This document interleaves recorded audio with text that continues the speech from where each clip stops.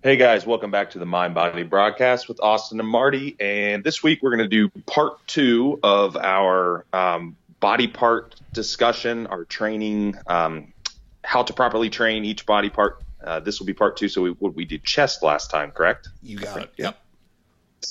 Yeah, so we're going to move on and talk about back this week. Now, uh, we'll break that down into a couple different sections. Obviously, back, you have your erectors and rhomboids and traps and lats and all that good stuff. So we can kind of discuss different areas a bit hmm and we will dive into it. But I would say lats especially are Yep. probably one of the hardest things for people to activate when they train to feel. Sure. Um, Yep. you know, not like a bicep curl where if you pretty much, curl the dumbbell, you're going to be able to figure it out, or a tricep press down or something, or even just doing a side raise for your shoulders. I mean, all that stuff most people can feel relatively well. But man, I've had people that have been training for 10 years that can't engage their lats. Yep. So yeah, I think a lot of it comes down, just like anything else. I think a lot of it comes down to structurally, like how is a person, what's their shoulder girdle like, clavicle width, different things. So I typically see two main types. I'm going to call them types. You'll see the slightly narrower shoulder girdle, which typically those are the people that will have a little bit better trap and back, upper back thickness, for hmm example, but Yep. they may have a very hard time engaging their actual lats, like the meaty part of the lat under the armpit. Yep. Um, versus the opposite, where a little bit wider shoulder girdle, wider across the back, they may activate their lats a lot better, but they'll have a harder time filling in muscularly, filling in the back thickness, like the upper back and the traps and the mid back. I know that's me. That's always been me. It's like my lats, I feel really well. I can activate them, have good width and all that, but filling actually the depth of the back has been the ongoing, the ongoing process. Yep. Um, so I don't know, where do you fall on that spectrum? Are you? You know what? I'm much more of a lat person in terms of I can develop my lats a heck of a lot easier than I can my rhomboids and my traps, and so I'm more of a width guy than a thickness guy for sure. And that's always been my I'm in the opposite of most people in a sense. Then, like, whereas most people will have, like you said, no, I wouldn't even really say most people, but depending upon that structure, though, it's either, yeah, I completely agree with you. You either got one or the other. So, and I've always tried to look at it like a width and a thickness, and that goes all the way back from just when I was learning about why I couldn't get any thickness in my back, and how, like, very pretty much it's kind of one of those things to think about, where like elbows, where elbow placement is, or like we're retracting the scapula versus doing like a pullover motion or a pull down motion, where your scapula doesn't really move horizontally, or whatever you want to call it. But yeah, that's where I fall on that spectrum, and it's been a definitely a really big battle to get any kind of thickness through my traps or my rhomboids, whether to give that,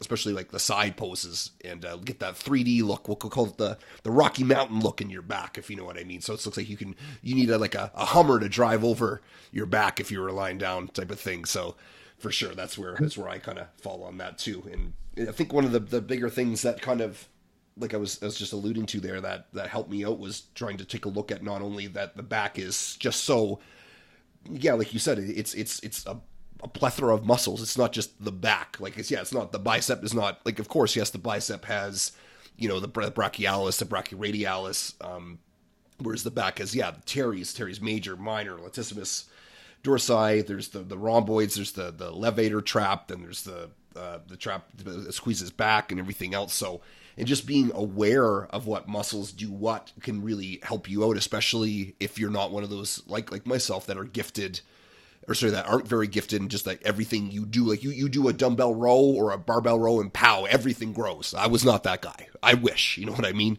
And there are some people that just have those complete backs, or those are the unicorns, and screw those guys and girls, because we don't care about them anyway. Because that's not who we're talking to here, right? But yeah, it was. Yeah, that was kind of the biggest tip I would say to begin with. And I've had some people challenge me on that to not kind of think of it as a width and a thickness, but but that's also I don't necessarily know if they were involved in we'll say bodybuilding or body shaping or muscle building aspect of it. They were more in terms of how the back works as a component of each other and how they flow together, but. That's the whole reason why we're making the podcast pretty much is for bodybuilding. We're trying to see how you can build the shape and the size of muscles and make them look balanced. Because I remember it was, I think it was Frank Zane said that it's never about, because no one's going to be symmetrical. Everyone's side is going to be different than another side. There's very few people that have straight up 100% symmetry. If we were to cut you down the middle, left versus right, and have everything be exactly symmetrical, it's not there, but bodybuilding is about proportion, and so that's what you see people with these overbearing or overpowering muscle groups. Like, if you've got monster lats with no traps, that looks weird. What comes to mind is I think at Kai Green, some of his poses when he almost like his traps would like sink into his back, and it'd be like, what happened to his traps? And then other poses they'd be there, but he'd be able to flare his lats like no one's business. He had that like I think it was Dorian Yates was one of the ones that had it. Ronnie Coleman definitely had it. It was like they called it the meat cape. It just looks like they had a superhero cape that just got like their insertions and attachments just dipped so low that they just looked like they had a cape about them, right? You know what I'm talking about? Yeah. Well, and at the same time, like they also, not necessarily Ronnie, but very much Kai had like no erector thickness. Exactly. At all. See? Go ahead. Yep. Yeah. Well, and that kind of brings me to, you started to allude to this point, but I mentioned the width and the shoulder girdle and all that kind of dictating the different muscle development. But I guess a better way to probably think about it is think of what's you typically pull with. So you're doing a row, for example, because I mean, most back movements are rows, pull downs of some variety. Sure. Yep. You're doing a row, and think of what is doing the bulk of the work. Mm-hmm. So that's what's going to grow. So, I mean, in my case, I pull heavily with the lats. Now, if somebody has very strong teres or, very strong rhomboids, for example, they might get better development in that a little towards the center of the back. So in order to eliminate that, you need to figure out, all right, how do I pull less with my strong muscle group and pull more with my weak muscle group? And that's extremely difficult to do because, logic would tell you the stronger muscle group's gonna pick up the grunt, the blunt of the work. And that's gonna be anything you train. I mean, you can, like, I've seen exercises where you're supposed to do, and we talked about chest, exercises where you're supposed to push with your pec, but your front delt picks up most of the work because your front delt's already so overdeveloped. Because it's just stronger. So there are little cues, little things. I mean, I think for me, one of the biggest things, so if somebody is one of those people that has the better lat activation, a little harder time with the maybe with the thickness, then a lot of mine was making sure that I pull my elbows back far enough when I train. So because I can pretty much activate my lat with very little pull in my elbow. I can almost just crunch down on my oblique on my side and squeeze my lat. You know what I mean? So yes. I don't have to pull my elbow back very far to get my lat to engage. Whereas if I want my rhomboids and my traps and my teres and all those muscles to actually work, I need to pull my elbow back to at least parallel or beyond the actual side of my body. Yes. And that's what a lot of people miss is, and some of that, maybe they're using too much weight or something, they just aren't able to pull it back far enough. So for me, I think it's just consciously focusing on actually making sure my elbow passes my side. And once my elbow passes my side, my scapulas can retract and squeeze all those muscles in the center. And then beyond that, the second thing would probably be what I do with my shoulders. Some people will, especially the people that are very trap dominant, they have a hard time with keeping their shoulder girdle planted down. Like you want your shoulders glued down. So that way, when you're pulling through, I'm not just pulling with my traps. I'm not just, like squinting, like doing, it looks like I'm doing like a row shrug Row at the shrug. same. Yep. Yeah. A row shrug.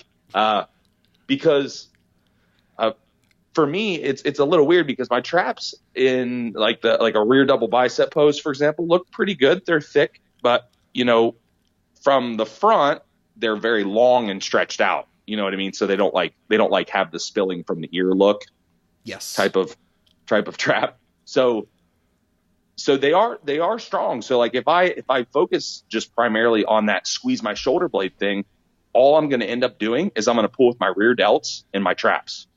Yeah. And in that movement. So for me, in order to really hit those muscles that below my traps, I need to keep my shoulders planted down at all times. And I think we even talked about that on why training your pecs and stuff, to keep your delts out of it. Yeah. Keep the shoulder girdle planted down. I mean, there's a million exercises where people let their shoulders rise up and they have like that really stressed, tensed look where their shoulders are all bundled up. So yeah, pull the elbows back past the sides, make sure the shoulder girdle stays planted down. You do those two things, you're at least 50% of the way there. Yeah, I exactly couldn't possibly agree with you more on that one. It's between like not only having the shoulders like not rounded, but as open, and pulled back, depressed, so the scapula is pulled down. Because if you envision yourself sitting on a cable row, so you have the triangle handle, you're sitting there, you're straight up and down, and you're gripping the triangle handle. And you just literally can let your shoulders roll forward, and then you can squeeze them back and squeeze them. So that's we'll call it a horizontal shrug. Is that because in most of the people that go to the gym, they hear shrugs, they think of the vertical shrug, where obviously you pull your shoulders straight up towards your ears, and that's working one part of your trap muscle. That's not working the entire, like if I implore everybody to go to Google and type in like back, or type in trapezius, type in latissimus dorsi, and just take a look at it. And most people will be like, holy crap, that's what the muscle looks like in terms of the whole there. And it's not just these little tiny muscle groups that we think of, like they're so intertwined, and where they connect, where they have their attachments and their assertions are just much more involved than what you might think just when you hear the word trap, or you hear the word lat. Like most people don't know that the lats do attach not only along to the spine, but they go so far down, all the way down to pretty like to your butt, right to the for all intents and purposes, right? And so when you're sitting in that cable row position, you can do so many different muscles can pull that the handle in there. And for this is I love that we're talking about back training, because you can see people that will have gigantic biceps in a rowing motion. And what the heck can people do when they're rowing? They can pull with their biceps. So I think we talked about that on the podcast about what's in your gym bag. I'm such a big fan of straps, because people can pull with their biceps, for God's sake. They can do a cable row. You don't even need to, if you were to flare your elbows out and do some kind of really weird, awkward movement, but before you know it, you can do like a curl, and then your back hasn't really done much of anything. So just going from point A to point B, which is like your arms are straight and the cable is at rest, and then the triangle is at your stomach or your chest, and you're pulling all the way back. You can do that with so many different muscle groups, and it all depends on what you kind of initiate with too. And that's where the whole mind-muscle connection thing really comes to kind of play, is that if you can see inside your mind's eye, or your mind, or whatever you want to call it, what you're intending to pull with, then you can work that muscle. And just like you alluded to, or you flat out stated, that if you don't really focus on which muscle you want to be pulling, that other dominant muscle will be the bully and just straight up take over. Because that was even on the cable row, like everything for me was lats, and it was getting so freaking frustrating that I had to, like you said, there's a million different exercises, but I had to put myself in these weird, mechanically disadvantageous positions for my big, huge muscles, that like my lats that were pulling, in order to be able to get my other muscles to bring up. So like something like an incline bench for me. So I would put an incline bench, and I would put my chest on it, and so I'd be like reverse of an incline bench press, and have my arms hang with the dumbbells and do shrugs that way at different varying angles to be able to work my rhomboids like that. or to have a machine where you just you have the handle set at the proper height for me. So sometimes, like if I had it kind of right around mid pec area, and I had my arms straight, and I would just shrug backwards that way. Because knowing that stuff, those, like, I know it sounds like it's so minutia, but this is bodybuilding. We're not talking about just training the back. We're talking about training the individual muscle parts of the back, especially if you want to bring something up or something's not showing. Is you got to start feeling it, because I'll tell you, the amount of people that have walked through the gym when I was personal training that have no idea, like when we alluded to in the last podcast, when you would poke the muscle when people are pushing, like as in you do a bench press and you stab them in the pec with your fingers, say, do you feel this here? Oh yeah, there it is. Okay. But if someone says, I want you to feel this here on a cable row, and they're pulling, I don't feel that there. And it's like, well, okay, then we need to try to flip out an exercise or do something different, because how many people do you know that do a row and they'll feel it in different places versus the next person, right? Yeah. And it can almost, sometimes it's hard because it can almost look the same, but they're pulling with something. Exactly. It's mainly, like we said, it's mainly just because those larger, stronger muscle groups are what's going to do most of the work until you learn how to engage the muscles. And you made a good point about training in disadvantageous angles. So meaning, train at an angle that will allow you to, well, I guess train at an angle that puts your stronger muscle groups at a disadvantage. Yep. That's the way to think of it. And it's, I'm trying to give an example. You'd probably want to take out something, or not take it out, but we talked about exercise sequence some too. You might not want to do something like a barbell row that allows a lot of cheating in it. Yeah. You might not want to do that as exercise one. One, for example, if you can't feel your lats. So you may want to do something simple, like a straight, like a real one that I really like for activation, if you can figure out how to do it, is like a straight arm cable pullover. Yep. Works really well. If you can find that position where you feel it, you can, like a pre-exhaust type of method, you can just do it, get it fired up, move into a compound exercise from that point. But, I'm giving an example, but you could do literally anything that you feel.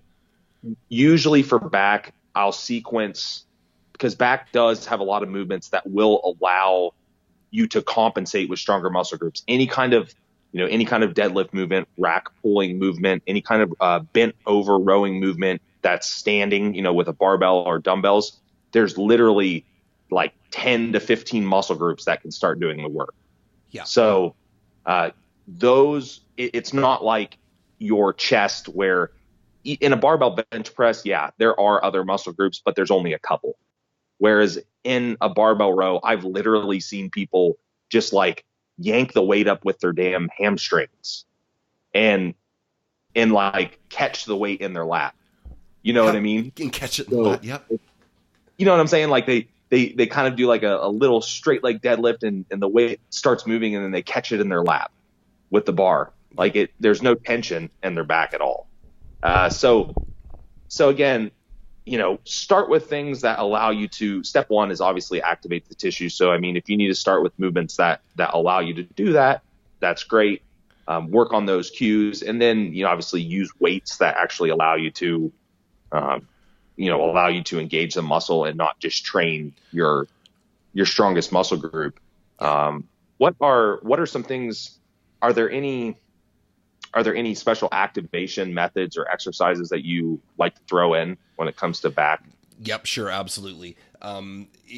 Especially for we'll go with the lats, because like I had we'll say easier than most for lats, but if you're on a pull down machine or something like that, you can play around with the grip, obviously, but then even just letting your scapula and your collar, not your collarbone, sorry, but your shoulder, your scapula just going to lift up and kind of go to the full extended position, and just shrugging your depressing your scapula and your shoulders down, that can make a world of difference there. Just kind of being, okay, so this is what's starting the movement, and then from there, because some people will keep their keep their shoulders glued down the entire movement on the pull down. And so for some people that will work in terms of they need to keep the focus on keeping it locked down. So now that the tension's not going there, but I've always kind of lifted up my scapula on the pull down, nice and slow. And that's what I'm definitely trying to get at here is go slower on this stuff. Like you said exactly, use the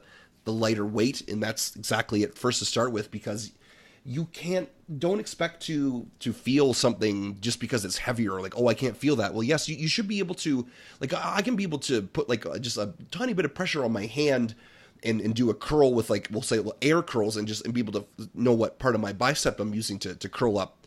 So if you use just like a lighter weight on a pull down, and you just kind of lift your shoulder blades up and your scapula up, and then like squeeze them back down and just stay there, and don't even to move your arms. Just use your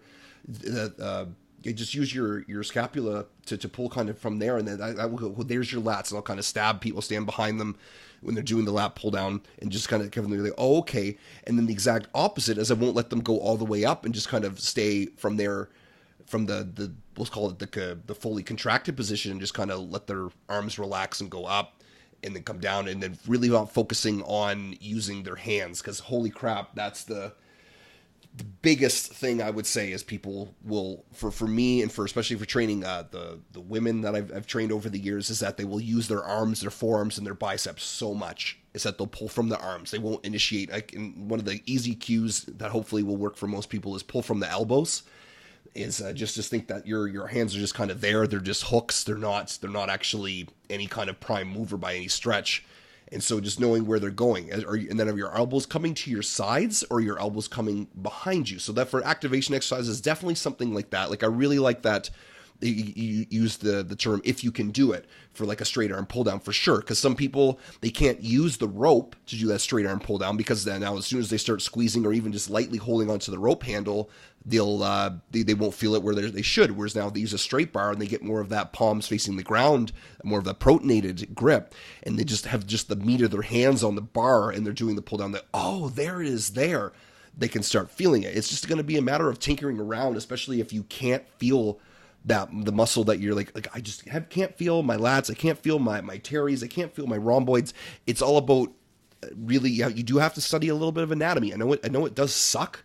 It's boring stuff. You go looking at a textbook or whatever, but thank gosh for Google. Just type in that muscle and take a look at it and go, okay, this is the action of that, and then going into the gym and how can you replicate that. But so definitely for lats would be getting on that lat pull down, pulling down like that, and then getting onto the straight arm pull down and just going nice and slow. Just, you don't have to whip through the movement. Until you can't do anything fast until you've done it slow and control, and go, okay, and you have the tension remain on that muscle the entire time. Like I love how you said that when the rows, how they can kind of do almost like a squat hamstring, I don't know, like a You're right. leverage swing. Exactly. Right. And then Yep. yeah, and then they catch it on the lats. Maybe if they catch it on the lats, because if anything for me, I would catch it on my quads or something like that. Oh.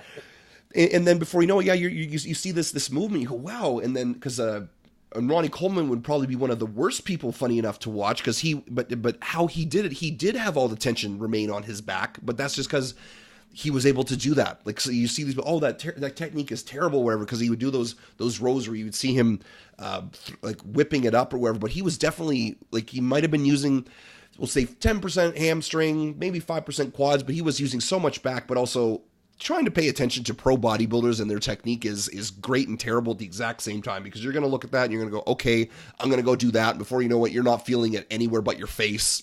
I have a story about, I was doing deadlifts with a younger guy who was getting ready for football, and we did 2 plates aside or something, and it was like it was huge, monumental for this young fella, and he pulled it up, and it was one of those, took like good 3 to 5 seconds to pull it off the ground. He put it down. I said, how'd that feel? He said, holy crap, was that hard? I said, so where'd you feel? He goes, my face.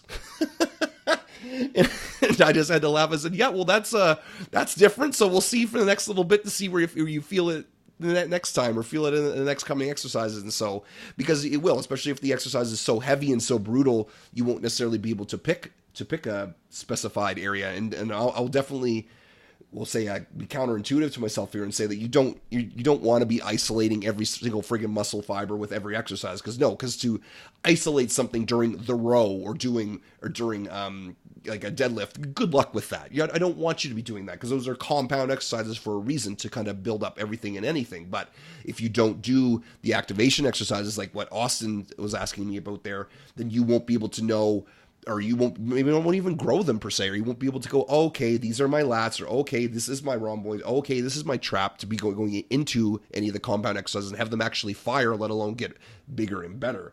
So what exercises do you have for certain things that will be able to activate certain muscle groups?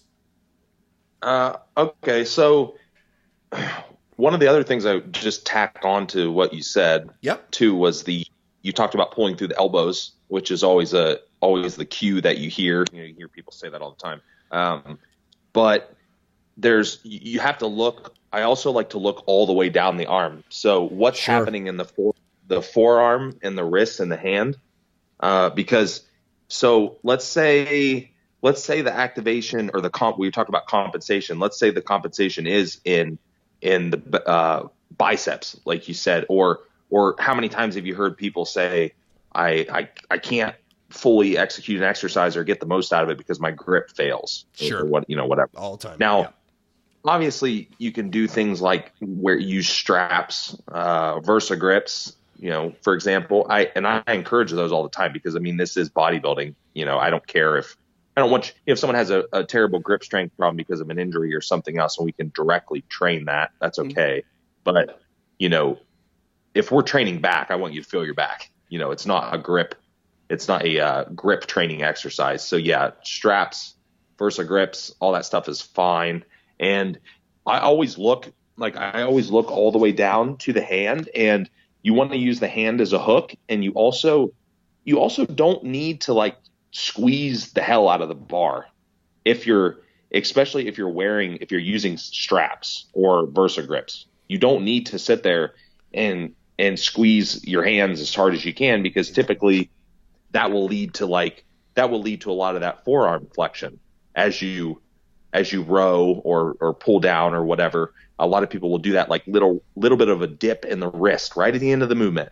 Yep. Because they're getting that last little bit of a yank, yanking the weight, and that's when their forearms start wearing out, and that's when they start losing that lat activation. So or whatever you're activating. So yeah, use the hands as a hook and focus on pulling with the muscle, and you don't just grip the bar tight enough to where you can perform the exercise, and you don't have to sit there and, like I said, just squeeze the bar, like it's no tomorrow. So that's not really necessary.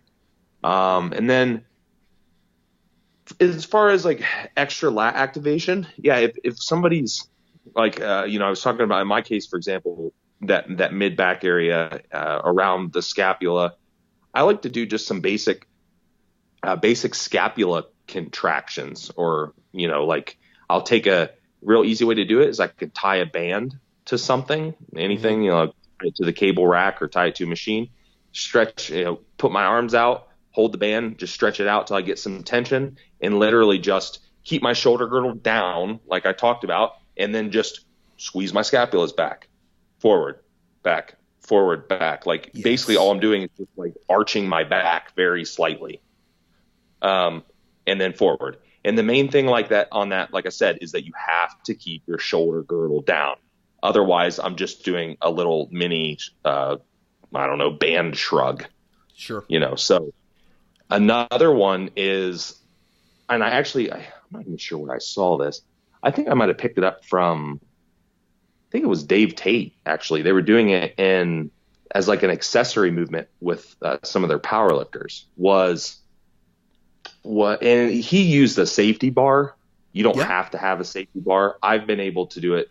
I don't have a safety bar at my gym. I was able to do it with, I'm trying to think. I did it with a barbell. You can do it with a barbell. Now I just got a cambered bar at my house too, that, hangs down to the sides. That makes it a little bit easier because you can hold on to the sides. But all that you're basically doing is you set the bar up in a high bar position, like you're doing a high bar squat. So the bar's, right up on top of your traps. And then you just, and it's a lightweight. I think in the video they might be doing 25 pounds a side, and of course these are really big, strong guys, and they just literally dip they keep their erectors all the way up to their mid back completely straight. They're not bending over at the waist. They just collapse at the chest, and then they lean back and squeeze the upper back. Collapse at the chest. You're literally just rolling that upper half of your back and forth and back and forth. And he was having them do it for like 3 minutes at a time till it was just their upper was just completely smoked.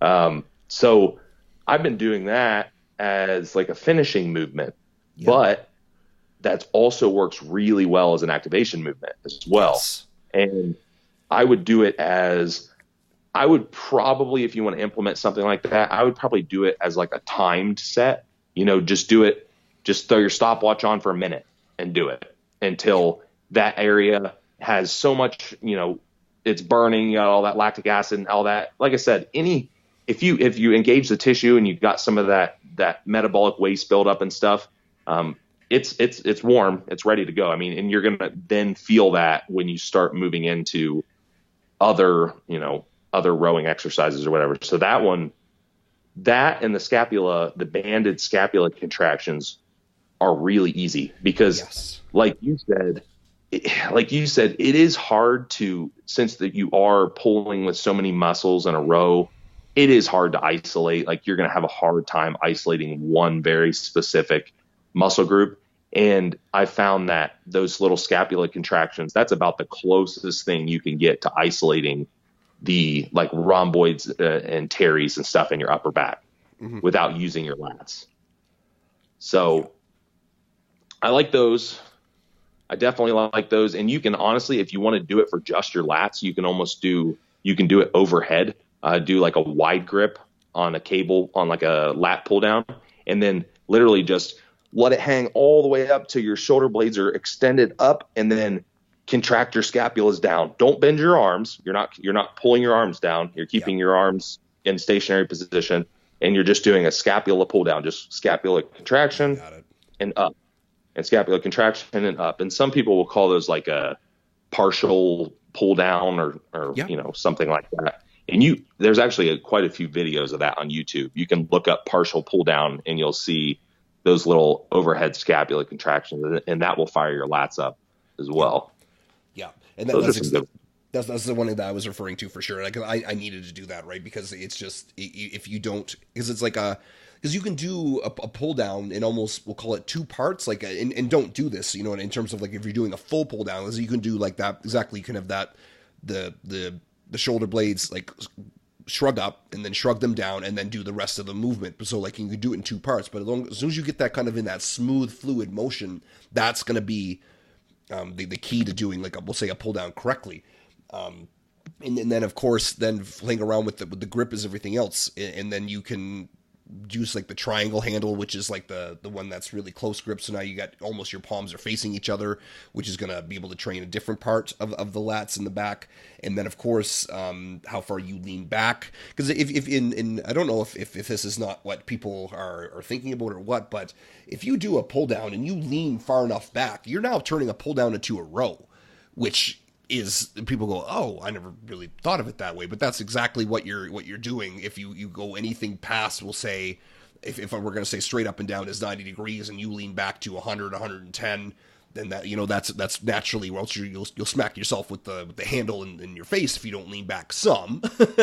But as soon as you go back further than that, you're going to be able to shifting the muscle groups you're using onto your more powerful ones. Because I see a lot of people go, I do this pull down machine, I do the lat pull down on the cable, and I just can't seem like everything, like I'm training, like doing the movements, I'm just not doing my lats, and I go look at them, and then before you know it, they're turning those exercises into a row, and I go, that's exactly it, is that you're now either using too much weight, like you said, and they're now turning it into that prime muscle mover exercise that they shouldn't be doing, or they're not giving themselves enough chance to stay in the proper form for that exercise. Because back is one of the craziest muscle groups, because you can't watch it be trained, in a sense. Like you can look at yourself in the mirror doing cable crossovers for your pecs. You can look at yourself in your mirror doing shoulders. You can look at yourself in the mirror doing bicep curls, doing tricep pushdowns. You can look from the side, but trying to, and I'm not encouraging this by any stretch, to watch your back be trained, but I've even videotaped some clients either in a tighter shirt or in a tank top, and so that they can see whether their scapulars are moving or not, and they go, "Holy smokes, I didn't even see that." So the visualizing, and it can in retrospect, like as in I'll video them from behind doing a cable row, and then I'll show them the video, and they go, "Wow, I didn't know that was doing that." Or you can see muscle imbalances too, and that's how I was able to check my back and realize that my left side was so screwy there with my anterior serratus and everything else. And knowing that to do like some stretching and things, doing the proper warm ups were what I was needing, but. For the band stuff that you were talking about too, for the activation stuff, I really like it. It depends upon the machine too, but some of those we'll call them the horizontal row machines that you can pick the wider grip versus the narrower grip. I'll strap up in those and put my seat at a different height, and I'll just do that horizontal shrug just with that. And sometimes I'll just start with that as an activation thing, or I'll finish with that because my rhomboids are always been junk. My left rhomboid is junk comparatively to my right side, and so my lat will actually do, in a very weird way, all the movement and all the power for my left side. So I have to be very, very specific and very, very vigilant in paying attention to what exercise is doing what. So I'll even do for my left side, I will strap up and I'll have my right hand on my left shoulder holding it down or just pushing it down, so that to even give that more of an awareness cue, saying no, you're not allowed to lift up so that I can have any other muscle group take over, because that can make a world of difference if you're not seeing it. Because as I alluded to, I think in one of the episodes, where if you were to walk behind someone in an office room, or they're typing at their computer, and you just kind of like put your hands on their traps, they won't realize that they're already lifting their shoulders up, either due to stress or improper posture at their chair, or maybe there's chairs at the right height for the keyboard or whatever. Because we get into these grooves of things that we don't even necessarily see, because videoing yourself is such a really damn easy way to do not only a self-diagnosis, but then being able to send to your coach or whatever else. Because it's a blessing and a curse too, because you'll see in Facebook groups, check my technique, and you'll see people put up their squat or see people put up their whatever, and before you know it, there's 5 million people jumping in saying your range sucks, you're not going down low enough, and who do you listen to? You know what I mean? But then we also talked about doing the full range of motion for the muscle versus doing the full range of motion for the joint, or for what your body could possibly do. Because you see some really, really strange stuff, and I know that I definitely do some really strange stuff to get that activation going on, or even to just flat out train the rhomboid. Because rhomboid, if you look, it's such a specific exercise. It's kind of like such a specific motion that will actually train just the rhomboid, and not bring in the trap or the lat or anything else when you're trying to work it. But and then for me too, it's like if I do a rear fly, and if I have my hands too high, then of course I'm going to be using rear delt. But then as soon as I put my seat up higher and I drop my hands kind of below to where my chest is, and I alternate my grip, and I have more of a neutral grip or a palms facing grip, and I do kind of, I think that I'm kind of pulling from my rhomboid there, and I only do like a kind of in the middle motion. I won't go all the way down. I won't go all the way back, because if I go all the way back, now I'm going to be squeezing with my rear delts. If I go all the way down, then I'm going to lose tension on the rhomboid. So I kind of hover in that middle position, and I just go nice and slow, because if I do any kind of weight or do any kind of speed, I'm going to lose the tension on that desired muscle group. And I know it sucks, especially for, and I'm not going to say just for men, but especially for men, and I've seen ladies do it too, is that it sucks because you do got to lower that weight, and you're like, man, this is such a wussy movement or whatever. But I love your example of the bigger dudes that the power lifters or the strongmen or whatever doing those timed exercises, whatever. And you see the 25 aside, or these are, like you said, these are big, strong fellas, and you might look at that and go, wow, he's just going to be using just that weight, but that's probably, try that. No, it would probably wreck you, or either A, you wouldn't be able to do it, or B, you wouldn't feel it in that desired muscle group to be trained, because it takes some of this stuff to be able to do the bigger exercises. Because if you don't do that, then you are doomed, and all the stronger muscles are just going to keep getting stronger, and they're just going to keep getting bigger. And then even physically, I know for myself especially, when the size of the muscle, because it would start getting so big in my left side that it would not only ball up, but then it would be pushing the other muscles where they shouldn't be. So to be able to contract and work as a system well, it just wasn't happening. You can almost even hear or feel your muscles slide incorrectly. You can feel like a crunch or like a pop, or you'll hear them like people say, "Oh, that sounds bad, but it doesn't feel bad." And that's just because now you've got improper sliding of the muscles over top of each other, and the stronger muscles are saying, "No, I got this. Don't worry about it," because they're so used to doing that movement that they shouldn't necessarily be doing, but now they are because they've been trained to do it. Either A, bad technique, B, a genetically inferior a strength curve or something like that, or just you've been taught an exercise wrong, or you haven't been doing a position right. Because man, doing bent over one arm dumbbell rows, you can do those with a host of ways. You can do them so you're pulling from your lats. You can do them so you're pulling from your traps.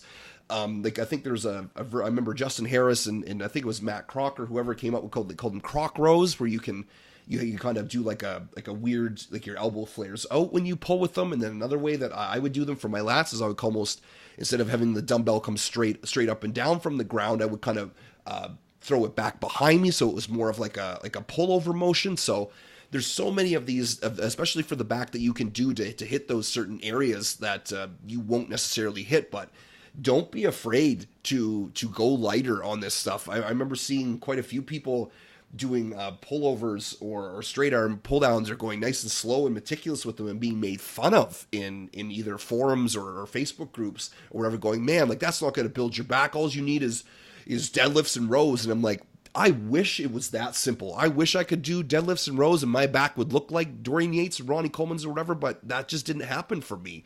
And especially with deadlifts, like there's we'll call them the deadlift zealots out there will say, oh, you need, and I've seen people that will do deadlifts. My buddy Jay comes to mind, and he can do 6.5, 7 plate deadlifts, and it was doing nothing for the shape of his back and the size. But my God, he could pull anything he wanted to, but as soon as he stopped doing the deadlift, and either took them out completely or put them at the end of his workout and started doing more of the finesse stuff, or we'll call it that was when he finally was able to start training the muscles he needed to compete in men's classic and do well, because he just had that strong, thick look to him without any kind of width. And so it's it's all about training, especially for if you want to be a good competitor, you want to be proportionate, not symmetrical, like I was talking about there, is that you're going to have to check the ego at the door, and you're going to have to find out some other exercises that are going to work to your weaknesses, we'll say.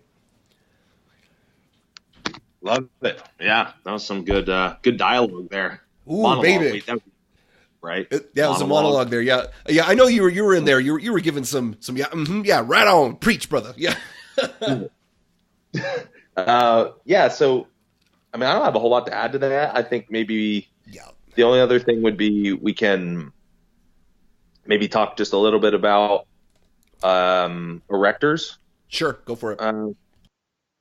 And that erectors are typically not super difficult for a lot of people. The issue that I see is just if you're doing a pulling movement, whether it's like a rack pull or a deadlift or even like a hyperextension, is just balance between the whole posterior chain. So hamstrings, primarily hamstrings, glutes, and right up through the erectors is, again, same thing as anything else. The stronger area is probably going to pull. If I use myself as an example, I'm kind of the opposite of most people, where I am more hamstring and glute dominant. And so actually getting my erectors to pull is difficult. Whereas for a lot of people, it's quite the opposite. So a lot of people, like if they're doing a Romanian deadlift, they feel it a lot in their lower back instead of their hamstrings and their glutes. For me, I don't do that, not at all. So, if I'm doing a pulling movement specifically for my erectors or erectors through the mid back, obviously hit your traps a little bit too. I have to really focus on not pulling solely with my hamstrings and glutes.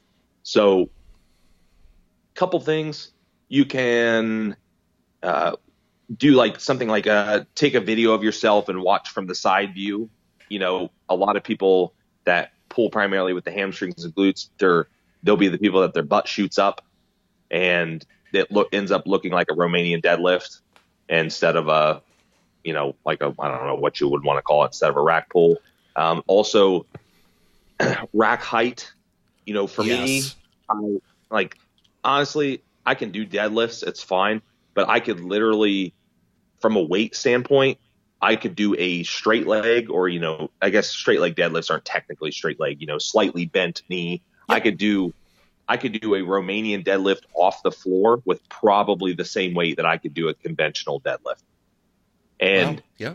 that's simply just because of the hamstrings are strong. So for me, if I want to do some kind of pulling for my erectors, then I need to set my rack height a little bit higher Yep. to eliminate a lot of that hamstring pull, is where I'm just basically pulling through my erectors and through my back. So again, you can kind of mess with your rack height there if you're doing some kind of rack pull or deadlift, and see where you feel it the most. Where can you set the rack to eliminate, again, put your strong muscle at a disadvantage? That's the Hmm. goal. Yep. So it might be a lower position, it might be a higher position. You might feel it, in different positions differently than somebody else. That's fine. You just need to find, where that height is for you. And also position of your spine makes a big difference as well. So like if you look again, I'll use the side view, for example. If you look at your back, what is your back doing? Are you hyperextended to where you have like a slight arch, or is your spine straight? And you can look all the way up through your head too, because your spine does go up to your neck. Basically goes up to the back of your head. So, um, if you look at a lot of deadlifters, a lot of people that have real thick, like real thick backs and up through their traps, and that pull conventional. I'm not talking like the powerlifters that do the sumo deadlifts necessarily. I mean, I'm sure their backs are thick too, obviously, but um, a lot of them, their back actually has a very slight arch in it forward, like a Yes. slight rounding. It has and that's okay, because I'm not talking rounded like you look like a cat that's like, rounding their back. Not that kind of ugly mess of a rounding, but you a very slight forward rounding is okay, because that will typically take you out of that hyperextension and put you in more like a neutral spine. They call it neutral C spine, Yep. and then that will help you actually activate your erectors and the muscles to your back. And I also like to kind of use the cueing with your head too, is where I'll find something on the floor in front of me and kind of keep my eyes on that. Like out, not like right below me. I don't want to look straight down, but I mean, out in front of me, maybe, I don't know, 6 or 8 feet, and just keep my eyes focused on that. That way I'm not obnoxiously like throwing my head back and straight up in Yes. the air. So it's okay. Like, it's okay if your head comes back a little bit. It's fine. I mean, there's some people that are like, oh, your head can't come back at all. And it's like, everyone mechanically is going to be a little bit different. Yep. My point is that it should be relatively neutral when you pull. And it's the same thing. Well, I won't talk about this because I don't want to ruin it for a different muscle group. But yeah, it should be relatively neutral C spine, and a very slight rounding is okay. And I mean slight. And you can, like I said, you can take like a side view video or photo or whatever you want to do if you want to kind of examine it. Look at some videos of some strong deadlifters. You'll see the example that I'm talking about in that very slight rounding. I know for me, that was something that helped me a lot, because if I were to hyperextend, my erectors won't do anything. My Right. hamstrings will do everything. Hmm. If I'm going in that like bending at the waist, going up and down. So yeah, that's some good cueing if you're focusing on any kind of pulling movement. Um, and there's a million ways to do it. I mean, there's some specialty pulling type things you can do. Like every once in a while, I'll implement, like, I like the snatch grip rack pulls for Yes. some people. That'll give you a little more upper back activation and trap activation while you pull. You're obviously still doing your records as well, but yeah, I mean, there's a lot of ways to do that. But yeah, rack height and spine position. Those are probably the two biggest cues, I would say. Yeah. That's perfect, man. That's a great way to end it because that was the only thing I was going to talk about was just, make sure you're not overarched, hyperarched, and that you're, because there's a difference between a flat back and like a hyperarch back, because that's the last thing you want is to go too far either way. Everyone talks about not like, curving your hips in or not rounding the top of your back, but it's just as bad to have a hyperarch the other way for sure, because then either A, you're going to not pull from the back, B, you're going to do some harm, or C, you're going to feel it just in the hamstring. So that's exactly it. Cool. Yeah, I mean, you can. Have you seen this? I'm sure you have, where someone's deadlifting and their training partner's like, "Get your head up," and they try, yeah. You know what? I'm not a power lifter, but I've worked with several and been able to talk to them, and I think there's actually literature showing that a neutral C spine makes you stronger. It way stronger. So not having your head tilted back actually makes you weak. That's one of those cues that just won't die, Austin. I don't know if it probably fixed quite a few people because they were probably too far the one way, and then the right. Jacking the neck up fixed some people, but just for everybody, absolutely not. It's just archaic, I'll say. Yep. Cool. I'm good, man. I don't have much else to add. We'll wrap it up. No, that's awesome. I think that's perfect. So that's everything I wanted to get out about back, and you added everything that I didn't know and didn't have, and even more. So that's great because we kind of are a little bit different in terms of what we saw for views on it. So I hope everyone got quite a bit of info out of that. Now they can jack their back training going forward. So from Austin and Marty here at the Mind Body Broadcast, thanks for listening, and we'll catch you next time.